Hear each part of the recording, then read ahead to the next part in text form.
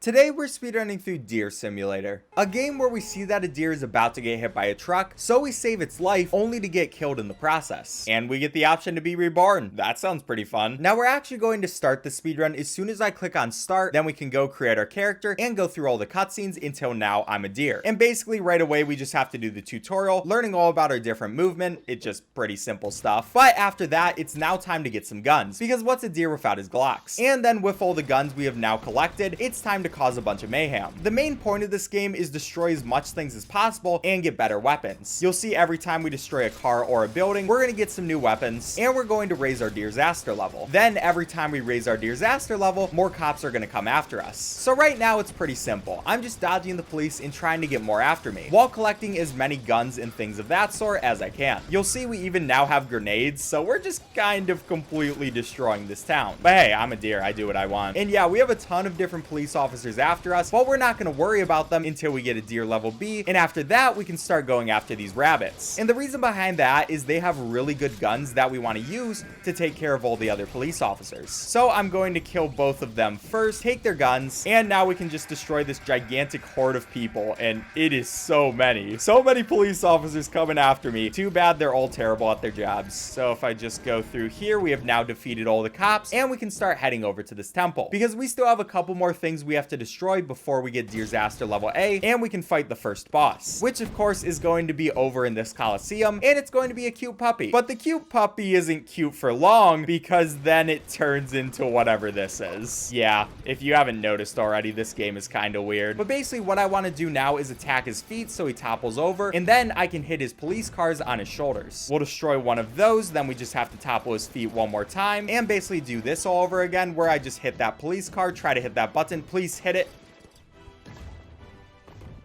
I was thankfully able to save it there. I almost missed it, and that would have been really bad. And now we just have to go after this dog who's kind of freaking out. It makes sense because I just destroyed everything. And then eventually we can now pick it up and take it with us, because it is now time to travel forward in time. And to do that, first of all, we need this dog so we can put him right on this button. And then we need myself to go on the other button. Once that's done, we now have a portal and we can go into the future. Yeah, just when you thought this game wouldn't get any weirder. So here we are in the future, and it looks pretty weird. But we're not going to worry about how it looks for right now because we're going to destroy it anyways. But first of all, what I want to do is get a ton of weapons. I can come right over to these boxes and destroy them really quickly so we get a bunch of weapons as fast as possible. We also don't have any police officers after us just yet, so I don't have to worry about that. I'll just destroy a couple more things, take all of these guns. Sometimes this game is hard to control. And now we'll also go after these bushes, and please move, people. I don't really want to kill you, but I will if I have to. And yeah, pretty much all we're doing is getting as much weapons as possible and getting the police after us, so now we can go after these buildings, which they're going to be a little bit harder to destroy, but it's all pretty much the same. I just shoot them until they're done, and of course get some more weapons, so that's always nice. And all the weapons are very futuristic, which is pretty great. I seriously don't know how the creators of this game came up with this, but they made such a beautiful game that really encapsulates what it's like to be a deer. At least I'm pretty sure this is what it's like to be a deer. It is a DEEREER Simulator after all. Now, just like normal, we're basically going to ignore all the police officers, and that is kind of sad because they do look very cool. I mean, they're all suited up, they have their futuristic weapons, but we just kind of don't care. I'm too focused on causing a bunch of mayhem and just basically destroying the future. You know, I destroyed the past, we might as well destroy the future too. So now we're up to disaster level B, and we only have a bit more to go. I don't really take a specific path here. I kind of just destroy all the buildings as fast as possible because there are a lot you have to do to get all the way up. This one actually does take a ton of time, but we will make it there eventually. It's also pretty funny because I have taken no damage, or I guess I just took my first damage right there. But all these police officers with their amazing weapons, they're turning into cars and stuff, but they can't do anything against a lone deer. Yeah, it's kind of pathetic on their part, to be completely honest. But we can also go after this really big building, which is going to give us a ton of disaster level. And at this point, we're almost done. We just have to destroy a couple more things, and now we're on to level A. So we're going to ignore all the police officers and go straight on to the boss, which is going to be right here, and we can teleport through another portal. So now the boss is going to be me in the future. future for some reason. And what we want to do is get really close to him right away, so he will spawn a weapon for us, which is going to be this sword. Now we can only actually damage him when he's fighting us, so we kind of just have to wait, otherwise he's going to dodge our attacks, and it's really annoying. But we'll get him pretty damaged right now, so he can spawn his other guy, and now I have to fight both of these guys at the same time, which it's pretty much the same thing. I can only attack when they're attacking. There goes my future self, and now it's time to take care of the curse of the deer, which again, he's really annoying. He's just gonna dodge all my attacks. Dude, just fight me back. Yeah, use your guns. They're not really working that effectively. You're going to die just like everybody else, but you know, it's a pretty good effort, I guess. But there we go. We have now taken him down, and we get to do a big boss fight where we both turn into gigantic monsters. And